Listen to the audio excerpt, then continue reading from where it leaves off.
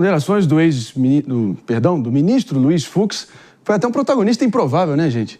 E ele fez manifestações contrárias que realmente abriram caminho, ali acenderam uma faísca de esperança para a defesa de todos os agora réus, né? Ao ele questionar a delação de Mauro Cid, a natureza, o encaminhamento, o processo em si e o julgamento da primeira turma e até as penas do 8 de janeiro. Vamos ouvi-lo aqui em nome da precisão.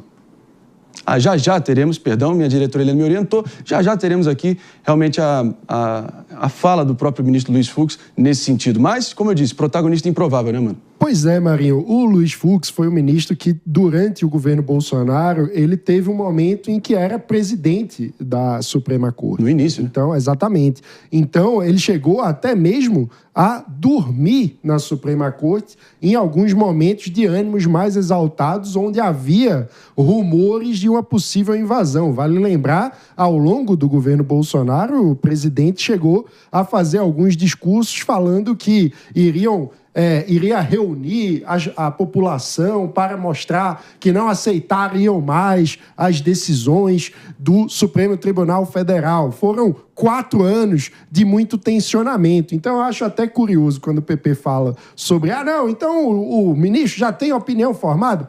Vamos ser sinceros. O que todo mundo sabe é que os ministros do Supremo Tribunal Federal não simpatizam nem um pouco com o ex-presidente. Então, claro.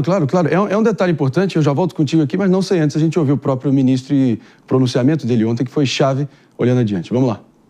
Essa matéria não é tão pacífica assim. Essa matéria já foi mudada e remudada e voltou-se à tese originária várias vezes. Ou nós estamos julgando pessoas que não exercem mais função pública e não têm foro de prerrogativa no Supremo, ou nós estamos julgando pessoas que têm essa prerrogativa e o local correto seria efetivamente o plenário do Supremo Tribunal Federal. Meus amigos. Jesse Peixoto, o que você achou dessa... Talvez o ponto ali de divergência e também de ponderação, trazendo nuance e também trazendo ali um pouco de tensão também, né? Na realidade, essa visão dele nas preliminares em relação à solicitação da defesa de que o plenário do Supremo julgue, como eu falei mais cedo, em relação a isso. E realmente não é um tópico pacífico, é uma questão bem complexa, mas a grande questão é que em dados momentos a complexidade disso, então a forma como isso é avaliado como bom ou ruim, parece não ser tão coesa dentro do próprio Supremo Tribunal Federal.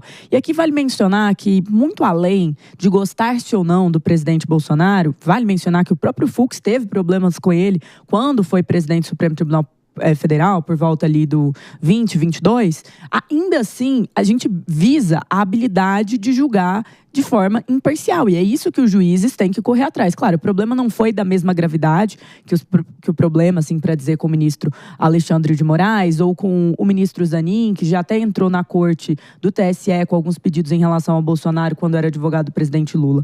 Mas o que a gente precisa avaliar aqui? A grande questão é que o Supremo Tribunal Federal precisa de mais estabilidade nas decisões, não por uma crítica qualquer, mas porque isso aumenta a insegurança jurídica do nosso país. Foi assim com a situação da prisão em segunda instância, uma questão tão polêmica, tão forte, que foi mudada em menos de 3 anos no nosso ordenamento jurídico. E é assim nesses casos também. Então, sem segurança jurídica, a nossa justiça, ela não só é falha, como ela dificilmente vai conseguir ser justa. Porque as réguas vão mudando conforme o tempo, e um tempo tão curto, nós não estamos falando de uma década, nós estamos falando de 5 anos. Então, isso é de uma gravidade altíssima. A discordância do ministro Fux ao longo deste julgamento vem em vários momentos, mas como uma resposta também à visão dos outros ministros. É importante que a corte tenha, inclusive, discordância.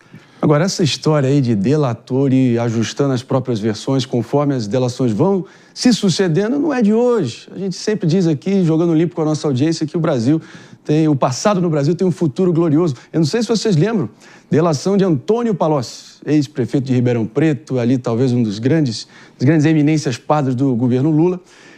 Ele mudou tantas vezes ali o montante da suposta roubalheira que ocorreu nos anos Dilma-Lula, que teria dado 2 PIBs brasileiros, talvez um pouco mais. Então, sinceramente, tem que ter esse pé atrás, porque realmente, na medida que você vai calibrando ou se contradizendo, a gente sabe como isso acabou, esses métodos pouco ortodoxos de colheita de provas, acabaram todos sendo anulados depois. Então, se o Brasil deixa lições que o passado sempre volta a acontecer, será que dessa vez também vai? O precedente foi aberto. Será que anulações acabarão acontecendo no futuro, David? Pode ser que sim, né? Depende também, eu acho que muitas vezes do contexto político que a gente Exatamente. vive. Porque não tem como falar... É Brasil. Independe do contexto político. Claro. A gente viu no passado, né, o próprio ex-presidente Lula sendo prejudicado e agora o ex-presidente Bolsonaro.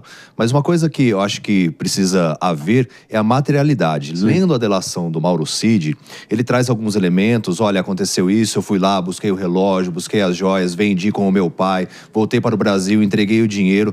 Só que as conversas e as ligações que vão agora, que claro, as investigações elas vão ser aprofundadas, que precisam exemplificar isso. Não é, eu acho frágil o STF, apesar de ser a Corte Superior, trazer uma materialidade com base em vídeos e informações de que houve lá o ataque à sede dos três poderes no dia 8 de janeiro, mas associar isso ao ex-presidente Jair Bolsonaro e dessa forma não trazer elementos que comprovem que ele realmente participou da ação. Claro que ele seria beneficiado com uma tentativa de golpe. Existe muita materialidade no processo. A gente está falando Numa impressora, num documento que foi impresso no Planalto?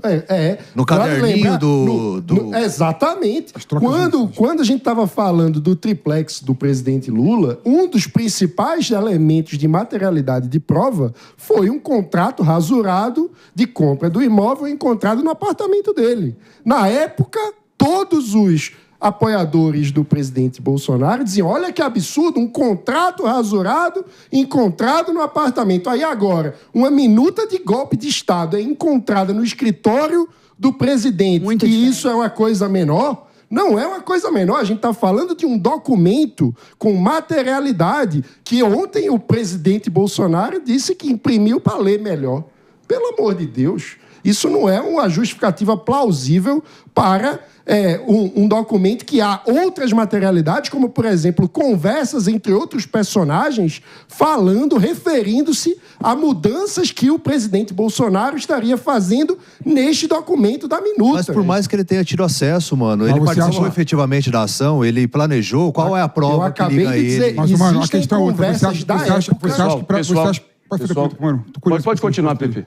Pode continuar. Não, quer dizer, mano, é o seguinte, cara, ele acha correto e justo prender o Bolsonaro por crime de atentado, está no mercado de direito e tentativa de golpe de Estado somente com uma página impressa no Palácio do Planalto. Não, esse é o dizendo que uma página impressa essa é a questão. Um dos elementos. Não, sim, mano, é um dos elementos. Vamos lá. Primeiro é o seguinte, só colocar um ponto aqui que eu acho que é importante, né? A delação do Mauro Cid sair do processo, na minha opinião, não muda em nada, né? Então, invalidar a delação do Mauro Cid ou não é a questão principal da defesa, no meu modo de ver. Até porque tem muitas mensagens trocadas do Mauro Cid com outras pessoas que trazem muito mais materialidade ao fato do que a delação premiada em si. Dizendo. Esse é o ponto, né? Agora, o segundo ponto é o seguinte, as mensagens trocadas do Mauro Cid com as outras pessoas, em nenhum momento teve mensagem dele com o Bolsonaro, igual tem com os outros ministros, igual tem com os outros assessores. Esse é o ponto principal. E não dá para você condenar o Bolsonaro, na minha opinião, né, por mais crítico eu tenho ao ex-presidente Bolsonaro, somente com impressão de folha de papel na impressora no Palácio do Planalto e somente com troca de mensagens do Mauro Cid com terceiros. Né? Então, nós temos que analisar esse caso, que é gravíssimo, né, com a seriedade com a seriedade adequada para a situação. A gente tem um convidado do Alexandre Ramagem com o Bolsonaro. Há muitos elementos que a gente não pode fazer de conta que não existem. Claro. Vamos destrinchar.